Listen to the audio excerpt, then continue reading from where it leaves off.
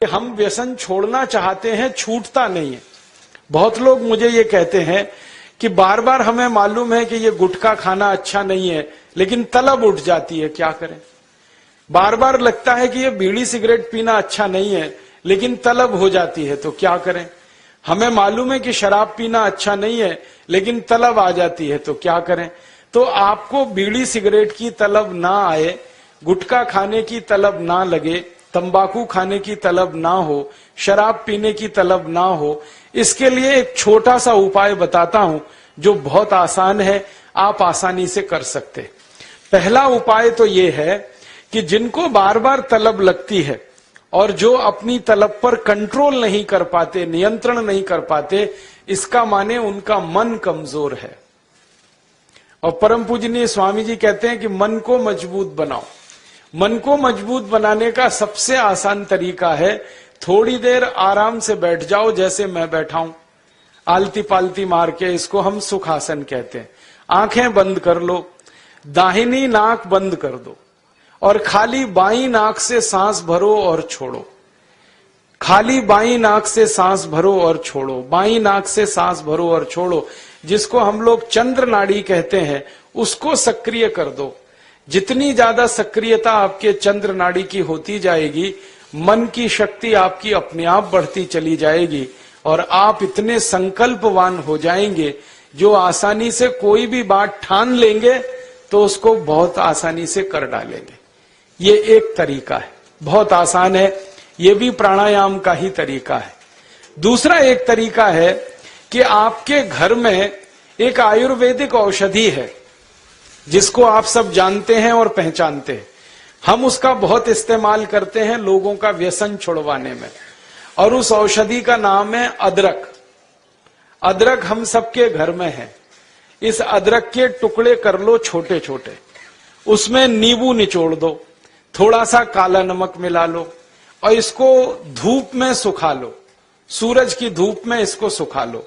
सूखने के बाद जब इसका पूरा पानी खत्म हो जाए, ये अदरक के टुकड़े हमेशा अपनी जेब में डाल के रखो। जब भी दिल करे कि तंबाकू खानी है, गुटखा खाना है, बीड़ी सिगरेट पीनी है, तो आप एक अदरक का टुकड़ा निकालो, मुंह में डालो, उसका चूसने का काम शुरू कर दो। और ये अदरक ऐसी अद्भुत चीज है, इसको दांत से काटो मत, तो सवेरे से शाम तक ये मुंह में आपके सुरक्षित रहता है।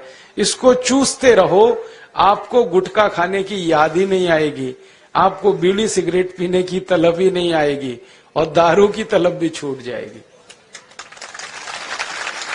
बहुत आसान है, कुछ भी मुश्किल नहीं है। फिर से बता देता हूं, अदरक ले लो, छोटे टुकड़े कर लो, नींबू निचोड़ लो, फिर उसमें काला नमक मिला लो, धूप में सुखा लो। सुखाने के बाद वो तैयार हो गया। तैयार होके इसको जेब में रखो, पुड़िया बना के रखो, डिब्बी में रखो, जैसे भी है जेब में रखो। जब दिल में तलब उठे, बीड़ी पीना, सिगरेट पीना, दारू पीना, गुटखा खाना, एक गुटखा माने एक टुकड़ा इस अदरक का निकाल के जीभ पे रखो, चूसना शुरू कर दो। जैसे ही वो रस आपके लार में घुलना शुरू हो जाएगा, आप देखना इसका चमत्कारिक असर होगा। आपको फिर गुटखा, बीड़ी, सिगरेट, तंबाकू, दारू याद ही नहीं रहेगी। सवेरे से शाम तक चूसते रहो, और जो 2, 4, 10 दिन, 15 दिन, 20 दिन लगातार कर लिया तो हमेशा के लिए व्यसन आपका छूट जाएगा। आप बोलेंगे ये अदरक में ऐसी क्या चीज है? ये अदरक में एक रासायनिक तत्व है जिसको हम रसायन शास्त्र की भाषा में, केमिस्ट्री में कहते हैं सल्फर। अदरक में सल्फर बहुत अधिक मात्रा में है। जब हम अदरक चूसते हैं तो वो सल्फर है जो अदरक का निकल के हमारी लार के साथ मिलके अंदर जाने लगता है। और ये सल्फर जब खून में घुलने लगता है तो ये सल्फर कुछ ऐसे शरीर में हार्मोन्स को, कुछ ऐसे अंदर अंतःस्रावी ग्रंथियों को सक्रिय कर देता है जो व्यसन नहीं करने के लिए आदमी को प्रेरित करती है। जो विज्ञान की रिसर्च है आज तक सारी दुनिया में, वो ये कहती है कि कोई भी आदमी व्यसन के अधीन जब जाता है तब जब सल्फर की मात्रा उसके शरीर में बहुत कम हो जाती है, तो उसको बार बार तलब लगती है, बीड़ी की, सिगरेट की, गुटखे की, तंबाकू की। तो सल्फर की मात्रा आप पूरी कर दो बाहर से, ये तलब खत्म हो जाती है। इसका मैंने हजारों लोगों पर परीक्षण किया है और बहुत अच्छे सुखद परिणाम है। बड़ी आसानी से बिना किसी खर्चे के शराब छूट जाती है, बीड़ी सिगरेट गुटखा आदि आदि सब छूट जाता है। तो आप इसका उपयोग कर लो। और इसका एक दूसरे उपयोग का तरीका बताता हूं। अदरक के रूप में सल्फर हमारे प्रकृति ने हमको भरपूर मात्रा में दिया है, बहुत सस्ता है। इसी सल्फर को होम्योपैथी की दवा के दुकान पे भी आप प्राप्त कर सकते। आप कोई भी होम्योपैथी दवा की दुकान पे चले जाओ और उस दवा बेचने वाले विक्रेता से ये कहो कि मुझे सल्फर नाम की दवा दे दो, वो दे देगा आपको, एक छोटी सी शीशी में भर के दे देगा। और सल्फर नाम की दवा होम्योपैथी में पानी के रूप में आती है, प्रवाही रूप में आती है, जिसको हम लोग डाइल्यूशन कहते हैं अंग्रेजी में। तो ये पानी जैसी आएगी, दिखने में ऐसा ही लगेगा कि जैसे ये पानी है। वो दवा एक छोटी शीशी में ले लो। 5 मिलीलीटर दवा की शीशी 5 रुपए में आती है और उस दवा का 1 बूंद जीभ पे डाल लो सवेरे सवेरे खाली पेट, फिर अगले दिन और 1 बूंद डाल लो सवेरे सवेरे खाली पेट, और तीसरे दिन 1 बूंद डाल लो सवेरे सवेरे खाली पेट। बस 3 बार अगर आपने 1-1 बूंद डाल ली तो 50 से 60% लोगों की दारू बीड़ी सिगरेट तो 3 खुराक में ही छूट जाती। और जो ज्यादा पियक्कड़ हैं, हाँ ऐसे भी है ना जिनकी शाम बिना पिए गुजरती ही नहीं, उसके बिना तो उनका काम चलता ही नहीं, तो उनको ये निवेदन है कि ये सल्फर नाम की दवा को हर हफ्ते 1 बार ले लिया करें। आज ले लिया, 5-6 दिन बाद फिर ले लिया, फिर 5-7 दिन बाद ले लिया। हफ्ते में 1-1 बार लेते जाएं तो 1.5-2 महीने में बड़े बड़े पियक्कड़ों की दारू छूट जाती है। मैंने ऐसे ऐसे लोगों की दारू छुड़वाई है जो सवेरे सोकर उठने से पीना शुरू करते थे और रात तक सोने तक पीते रहते, उनकी भी दारू छूट गई है। बस इतना ही है कि 2-3 महीने का समय लगा है। तो ये सल्फर दवा अदरक में भी है, बाजार में मिलती है, होम्योपैथी की दुकान पे। अब इस दवा को जब आप खरीदोगे तो दुकानदार आपसे एक सवाल पूछेगा, वो पूछेगा कितनी ताकत की दवा दूं, कितनी पोटेंसी की दवा दूं। तो जब आप लेना इस सल्फर को तो उस दुकानदार से कह देना 200 ताकत की दे दो, 200 पोटेंसी की दे दो। सल्फर 200 यही उसका पूरा नाम है, 200 संख्या है सल्फर दवा का नाम। तो ये सामान्य रूप से बीड़ी सिगरेट शराब दारू वगैरह वगैरह के लिए काफी है। और जो ज्यादा पीने वाले हैं, बहुत ज्यादा जिनकी दारू है, तो उनके लिए यही सल्फर की 1000 ताकत की दवा ले लेना, 1000 पोटेंसी की। तो सल्फर 200 और सल्फर 1000। और अगर आप सब ग्राम रक्षा समिति की तरफ से एक बोतल खरीद लो, इसकी बहुत सस्ती आती है। ऐसे खरीदोगे तो 5 रुपए में 5 मिलीलीटर है, और बड़ी बोतल खरीद लो 250 मिलीलीटर की या 450 मिलीलीटर की, वो 150-200 रुपए की आती है। और एक बोतल सल्फर दवा में 10,000 लोगों की शराब आसानी से छूट जाती है, मात्र एक बोतल में। और वो बोतल कितने की है? 250-250 रुपए की, और 10,000 लोगों के लिए वो काम आ जाती है। और कभी कभी इस दवा को और अच्छे तरीके से इस्तेमाल करना हो तो 1 बूंद सल्फर को पानी में डाल देना, जो पीने वाला पानी है, और वो पानी जो शराबी लोग हैं, जो पियक्कड़ लोग हैं, जो व्यसन करने वाले लोग हैं, उनको पिला देना। ये पानी में और अच्छे से काम करती।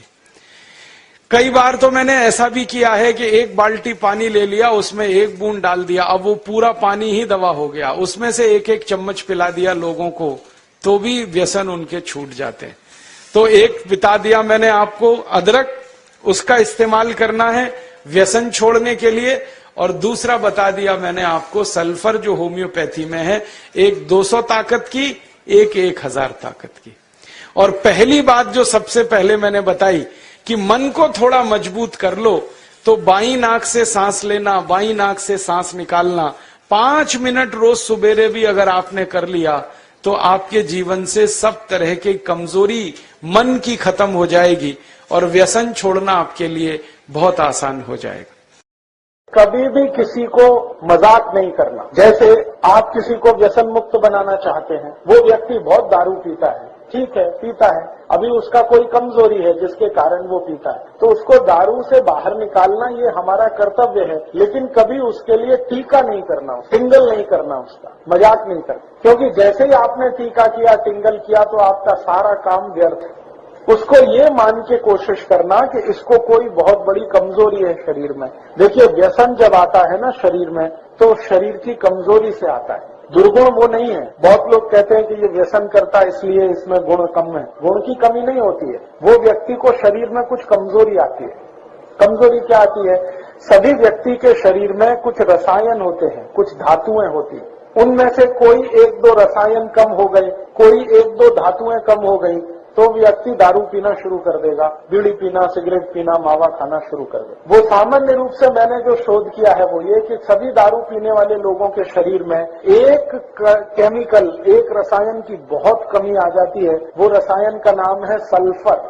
हिंदी और मराठी में कहते हैं गंधक, अंग्रेजी में कहते हैं सल्फर। हमारे शरीर में 16 तरह की धातुएं और रसायन हैं। कैल्शियम है, पोटेशियम है, मैग्नीशियम है, सोडियम है, सल्फर है, आयरन है, सिलिकॉन है, कोबाल्ट है। ऐसी 16 धातुएं और रसायन होते हैं। इनमें से कोई एक धातु या एक रसायन कम हुआ और दूसरा जास्ती हुआ तो व्यसन की स्थिति बनती है। लोग जब व्यसन शुरू करते हैं ना, तो हर बार ऐसा नहीं होता कि मजे में करते हैं, मौज में करते हैं, ऐसा हमेशा नहीं होता। अगर 19 वर्ष की उम्र के पहले कोई व्यक्ति व्यसन शुरू करता है तो मान सकते हैं कि वो मजे के लिए कर रहा है। उसके बाद की उम्र का कोई व्यक्ति अगर व्यसन शुरू करता है तो जानने की कोशिश करो, कोई एक रसायन शरीर में बहुत कम होगा, और जब तक उस रसायन की पूर्ति नहीं होगी तब तक वो व्यसन मुक्त भी नहीं हो। उसमें होगा क्या?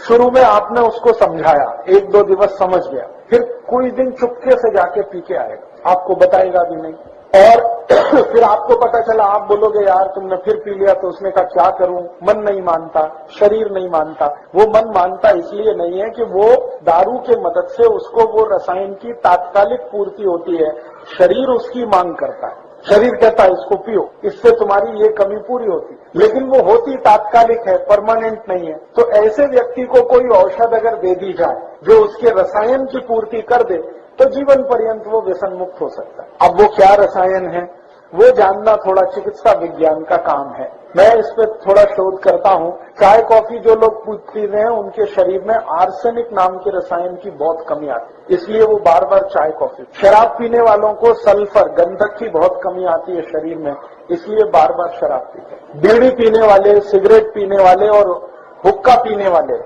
इनको शरीर में फास्फोरस की बहुत कमी आती है, इसलिए वो बहुत बार उसको पीते हैं।